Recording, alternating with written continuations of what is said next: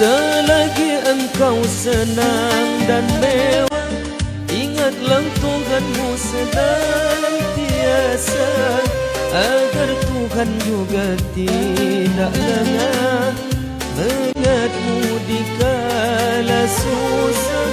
Selagi engkau senang dan mewah, ingatlah Tuhanmu senantiasa, agar Tuhan juga tidak lengah mengingatmu di kala susah.